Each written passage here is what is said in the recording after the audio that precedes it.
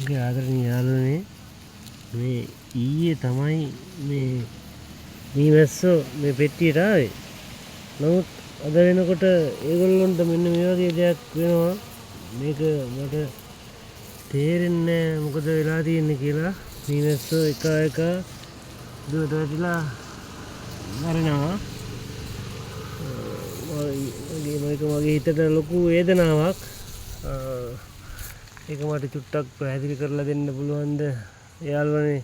කවුරු හරි දන්න කෙනෙක් ඉන්නවනම් මට කමෙන්ට් එකක් දාන්න. මේ පරිසරයේ ගැටලුවක් ඇති කියලා මට හිතා ගන්න බෑ. නමුත් ඒගොල්ලෝ මෙහෙම එක මැරෙන එක ලොකු වේදනාවක්.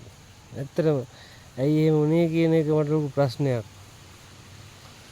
මේගොල්ලෝ එළියට එන්නෙත් නැහැ, ඇතුළටම වෙලා ඉන්නවා. ඉඳලා මේ විදියට වැටිලා මැරෙනවා.